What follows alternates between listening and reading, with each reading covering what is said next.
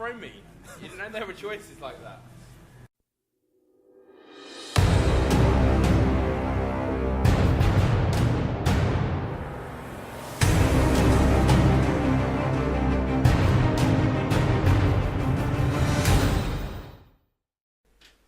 What's going on, everybody? So welcome to vlog number 2. I'm really excited to be doing this one.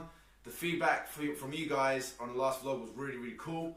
And hey, I hope you can hear me a little bit better right now. I got this little mic thing on the camera, so hopefully it will fix all or most of the issues when you guys couldn't hear us on the last video with Chris. So today's vlog is going to be a tad different to to the previous vlog. So you guys would have seen it by the time this vlog is released. Q&A part 4, and this time I've got a different guest and one of my best friends, Joshua Ward. The guy's insane, ex-military, one of the most badass guys I've known in my life. So it'd be really cool. So we're going to do a Q&A, which obviously I said you guys would have seen that. And on top of that, we're going to be filming, we're going to drop some knowledge bombs. I love these vlogs having some knowledge bombs for you guys, okay? And we're going to be filming our evening together. We're going to be hitting the cinema, probably hit some dinner tonight. Knowing me and Josh, it's always like a Nando's. So hey, as this vlog goes on, you guys will see what's going on. So, but the whole purpose of it is basically to get an insight as to how two successful trainers keep on track. How do we go out and, you know, both being athletes, me being a bodybuilding athlete and Josh being ex-military and more of an endurance athlete, how do we stay on track when we're out and about? And I believe it's very important when you're out and about and people always get really scared. I can't do this, I can't do that. And that ruins things within their social circles and their social life. So we're going to have a little insight into that. And guys, stay tuned. This is going to be really cool. When you hear the happy music, play your rhythm sticks or clap, just as you did before, like this.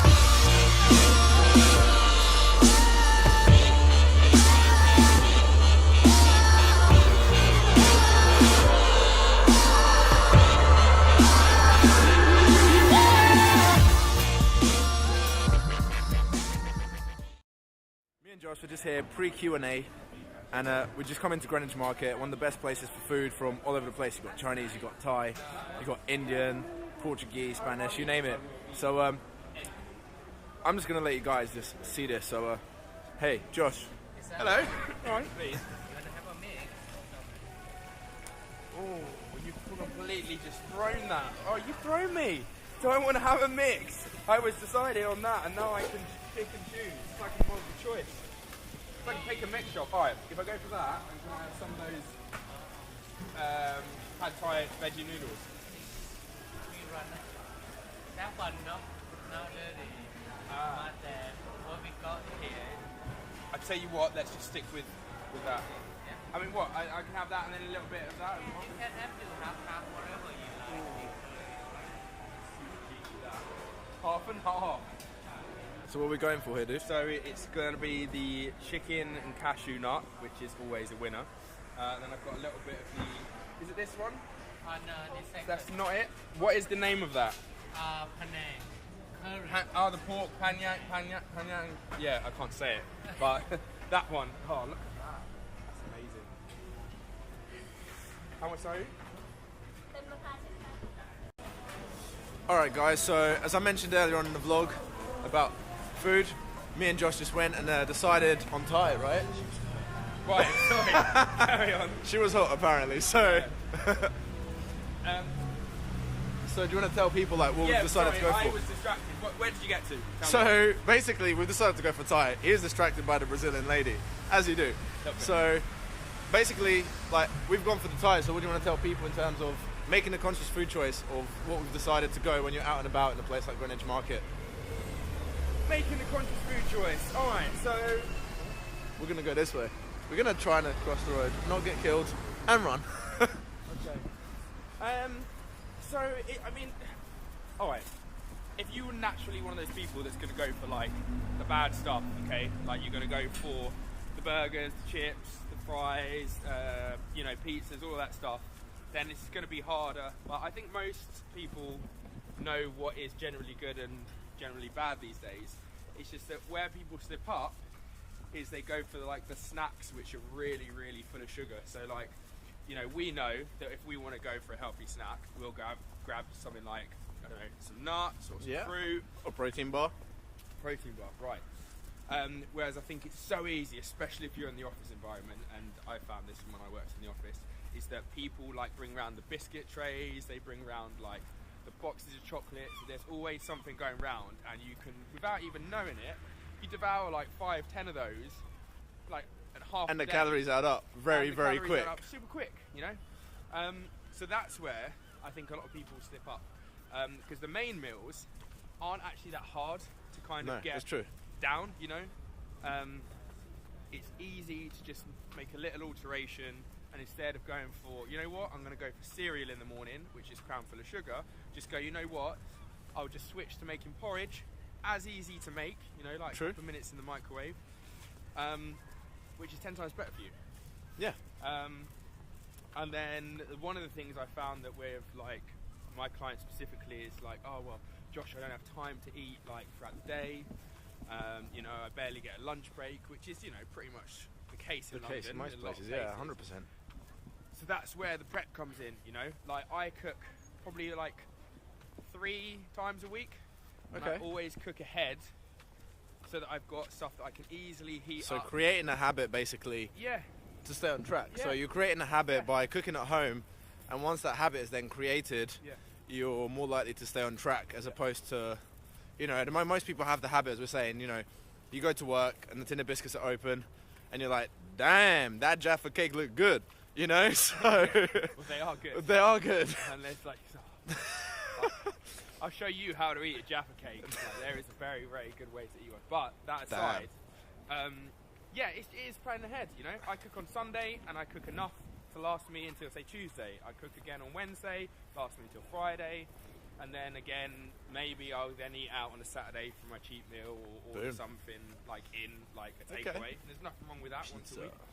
So yeah, my big cheat meal is pizza. There we go. But it's just one that saves you so much time, you know, knowing even if you get home late from work, you can just go, oh sweet, I cooked something like the other day, which I can, Have then. Yeah, So have this is an then. interesting one actually. Going back to cheat meals, as you guys have seen previously through my Q&As, live streams I've mentioned before, is I'm a big advocate of, you know, if you want to have a cheat meal that day. So for example, today is not really a cheat meal, but it's more restructuring my day. So I knew today I was going to be driving out and about.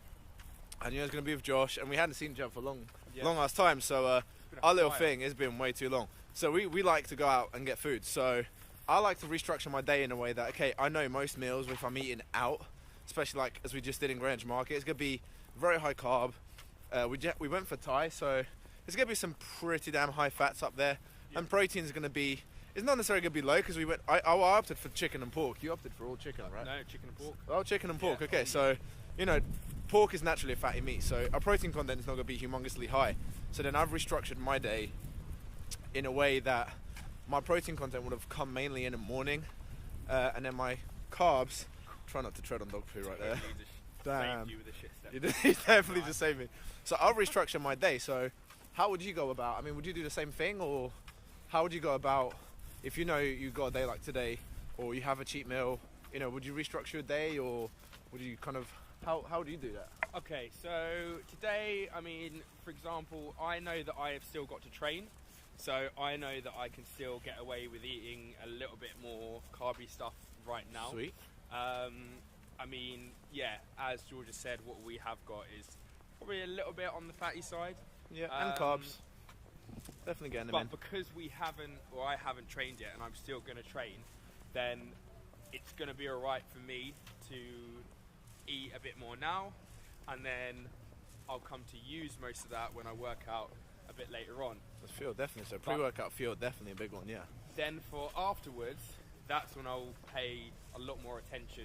So what I will have after my workout will definitely not be the same content. So Really quick, I think you guys will recognise where we are right now. What? Beefs and Babes Gym. So just had to put that out there. This is the place. So anyway, back onto the track. Sorry. No. So yeah, so basically for me, a classic post-workout meal, which is good, is what I had yesterday, which will basically be 2 chicken breasts, Sweet. whole sweet potato, half an avocado, and 1 chopped up pepper, right? Which is very different to the kind of thing I'd Real have simple. post-workout, which would Real typically be, depending on what I'm training, depending on what my diet is, anything between 60 to 100 grams of cereal, typically Cocoa Pops, with a protein shake. And, you know, but that comes down again, you know, there's just so many different approaches to your post-workout nutrition. And I think it gets, would you agree, it gets overcomplicated way too many times? I was going to say to you, Way this too is probably easily. more where you can really give some insight, because there's the whole concept of like carb cycling and getting Yeah. your macros to be, say, I don't know, 40% protein, 40% fat, 20% carbs, and then you might want to change those percentages depending on what your current body type needs to be at the minute. Yeah, so obviously 100%. you do that because you bodybuild, you know. Yeah, well, it's not just about me bodybuilding. I know that's what my body reacts to. You know, some people can't handle that. You know, like, you could bodybuild and make gains on what you're doing right now. Yeah. And if I gave you Cocoa Pops and protein shake, it might not necessarily work for you. Do you know what I mean? that's So true. it's down to figuring out what you it's figuring out what really works for you. yeah. I mean, I'm big on a big advocate of having like a lot of carbs during the kind of training time, especially after training. You know, I like to go super hard, so my thought of it is, you know, I would have depleted my glycogen in the muscles. So something like Cocoa Pops, which is very high in a glycemic index chart, you know, it'll kind of get those carbs in there quick. I think that's my way of approaching it. Sorry. Damn.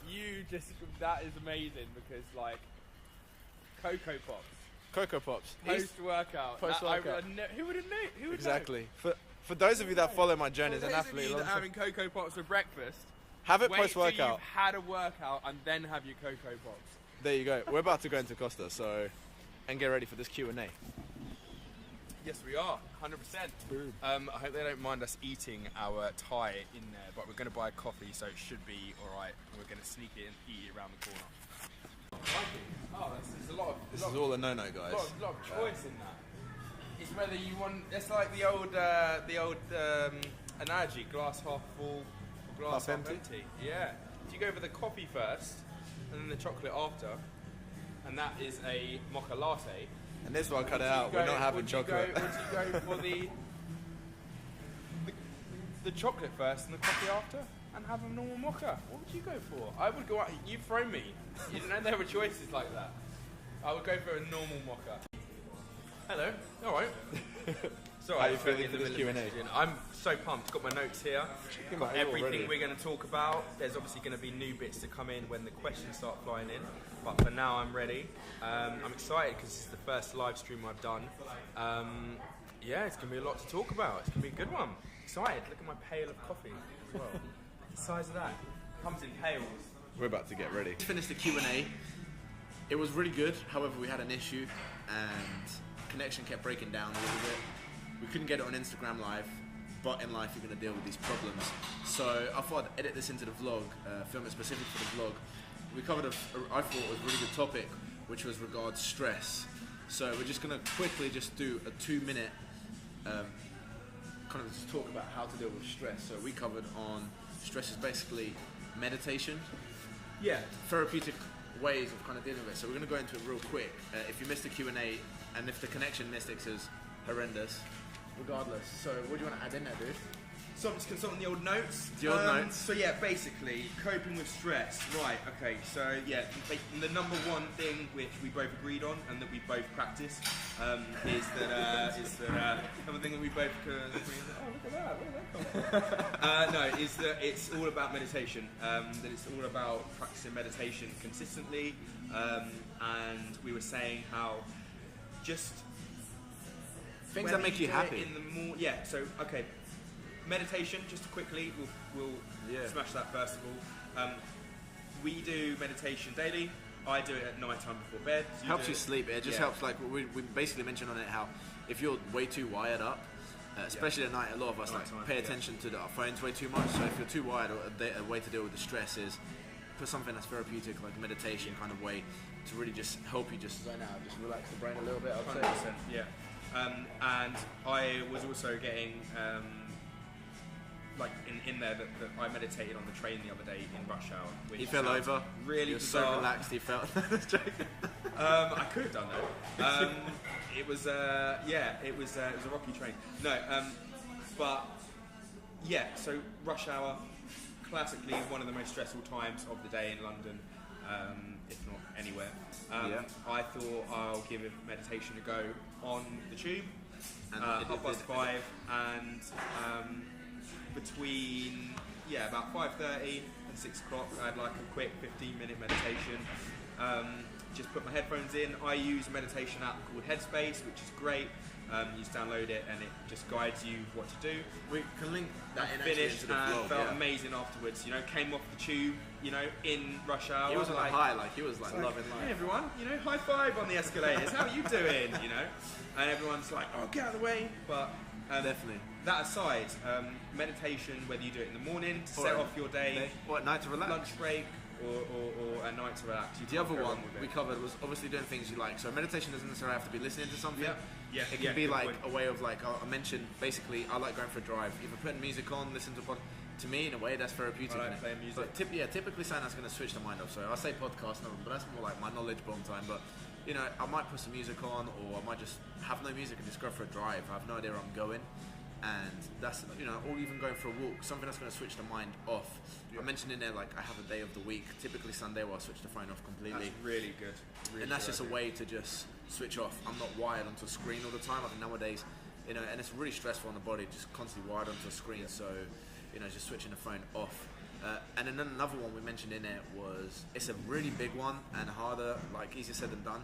Staying away from negative people. Sometimes, like, it's social media that people put so many negative things. I find myself sometimes, if one particular person posts way too many negative posts, you know, it might not be about me or like have anything to do with me, but something that they might say something that's so negative that it might dwell on my mind, like, you know, why did this person think this way? And as humans, we can't really help that. So I find myself very easy. Like, it is easy to think negatively. Separate yourself from the negative requires people. effort to think positively. It's very easy and requires no effort to think negatively or down about something or bad about someone. Boom. You know, it's no effort required. So meditation, doing things you like. So let's switch your phone onto airplane mode. To get on that. High five everyone on the escalators. Yeah. If people are negative, like, give them positivity, and then they might not like it, but people need it. You know, we need to give the world more positivity. But definitely meditation, staying away from negative people, doing therapeutic things that'll switch your mind off. So for me, it could be playing guitar, going for a drive. Make the time in your day to do something you enjoy. You know, Even if you have a hectic week. Like, for us as trainers, we're always like, you know, we have online clients, we have one-to-one clients, and, you know, a way of keeping up with that, you know, we're quite busy throughout the week, so I'll always have that day. Like today, I'm filming this vlog, but I'm so chilled about it because by the end of the tonight, you know, we're gonna go hit the cinema, chill, and that's it. That's like the switch off time. You know, so definitely do things you like. Just switch off once a week, or even if it's a couple of hours a day, or every other day, or whenever, something along those lines. I think that's a really good way to deal with it. 100%. That's I think that's it. good. Hold on. I think we covered it pretty much meditation. Yeah. So we've got it. we're about to hit the road, so Peace out.